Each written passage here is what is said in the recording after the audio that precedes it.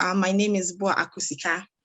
I'm a final year PhD student at the University of Miskolc, and I'll be presenting on the topic analyzing entrepreneurship growth nexus across some selected high and low income countries. So this is going to be the outline of my presentation. I would begin with the introduction, a very brief literature review, the methodology I used. I would present on the results, and I try and draw the conclusion.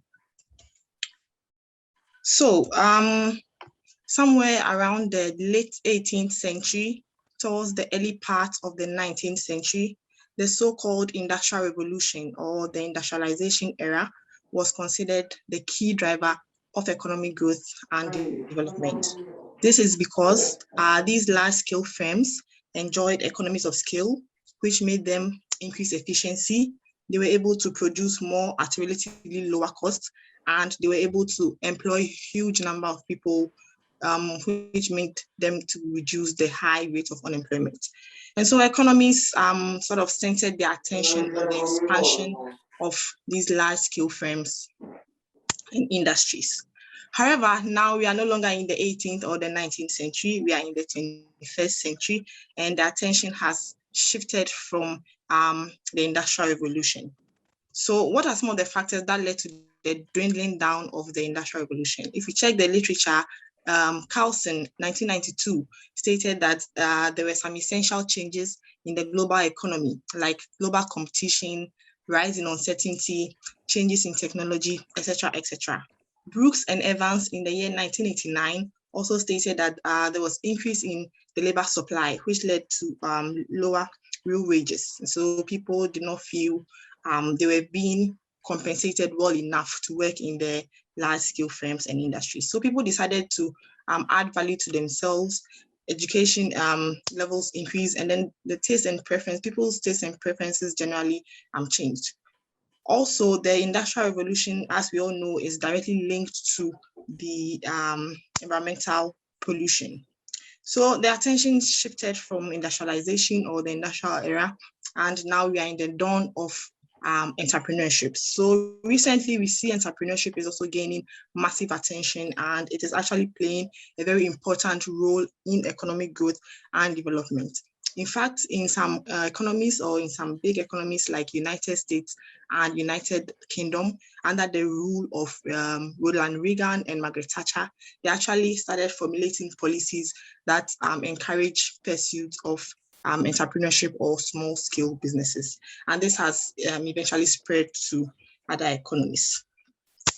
Again, if you check the literature, Arch and Varga have also stated that policymakers have actually discovered that there is some sort of correlation between new business endeavors and economic growth. And so if that is the case, then there is the need to investigate further into the role that entrepreneurship plays in economic growth and development. And for the purpose of this study, I'm going to focus on some selected high and low income countries. So why am I even focusing on high and low income countries? The problem statement actually emanates from the literature review. If you check the literature on this topic, there's some sort of mixed results.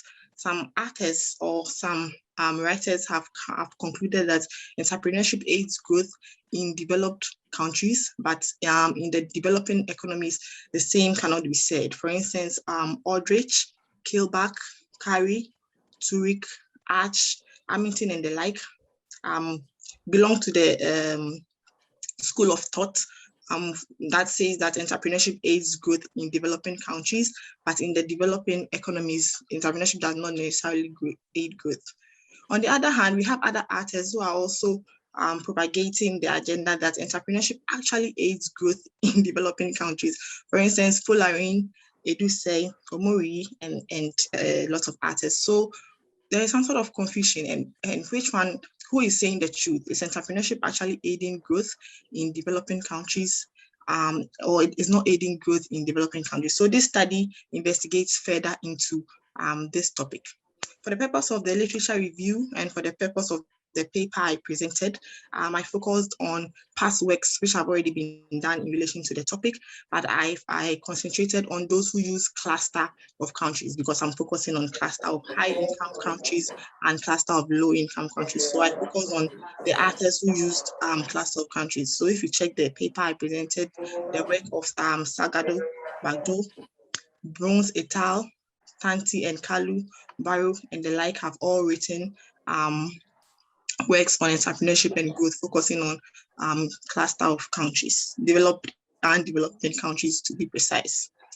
For the methodology, I intend to use some descriptive statistics or descriptive analysis to understand the entrepreneurship growth nexus.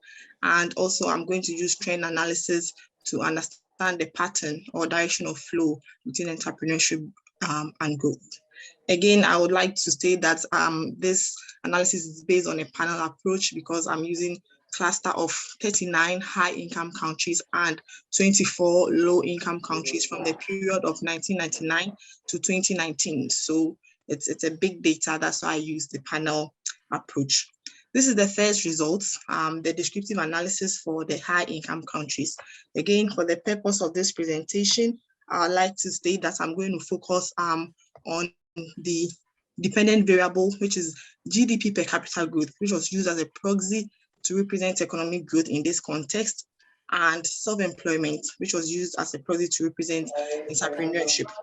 I'm not going to touch on the rest of the variables because this presentation is also a section of my first objective for my PhD thesis. So for the purpose of this presentation, these results are not going to be relevant. I'm going to focus only on the first two variables.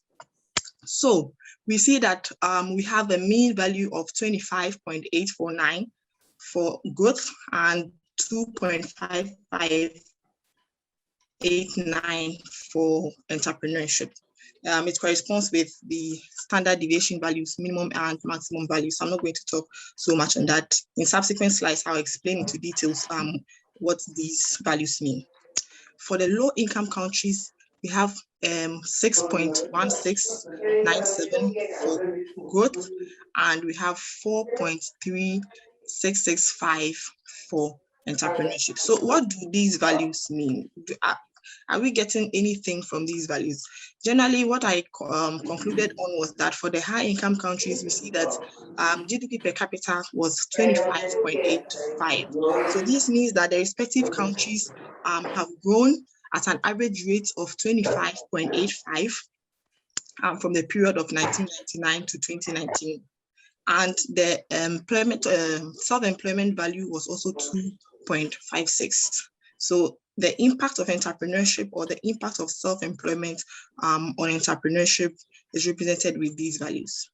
Let's come to the other side and look at the low-income countries. For low-income countries, the cluster of countries have grown by only 6.17%, and the self-employment value was 4.37.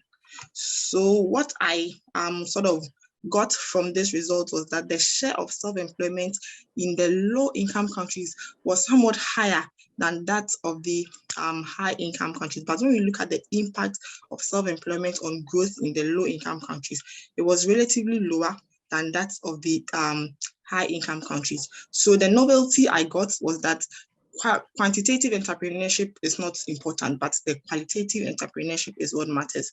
We can see that, yes, a lot of people or a lot of economically active persons within the low-income countries venture into self-employment. Mostly in these developed economies, jobs are not readily available in the public or private sector. So people end up trying to set up their own businesses. You see that a lot of people are trying to set up their own business just for subsistence living. But these entrepreneurs or this entrepreneurship, quantitative entrepreneurship, do not really have any impact on economic growth. However, when we check the figures again in the high income countries, although the number of entrepreneurs was low, its impact on growth was very high. So the novelty I got from this is that quantitative entrepreneurship is not important, but it's the quality. What goes into entrepreneurship is what matters. Again, I would like to state that in the other research objectives, I look at the determinants of entrepreneurship, and so we get to understand even better what influences entrepreneurship. Once again, for the purpose of this presentation, I did not go into that. Let's look at the trend analysis for the high-income countries. We have growth on the y-axis, and we have entrepreneurship on the x-axis. So growth in this case becomes the dependent variable, and entrepreneurship is the independent variable. Looking at the cluster of countries, we see that there is a positive trend. This means that yes, entrepreneurship aids growth within the selected cluster of countries and the period chosen.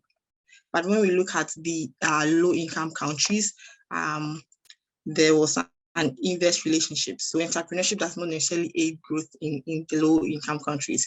I think the impact of entrepreneurship on growth in the low-income countries is not significant, not negative. But this was the trend that we got. Again, I'd like to state that this work is still being done.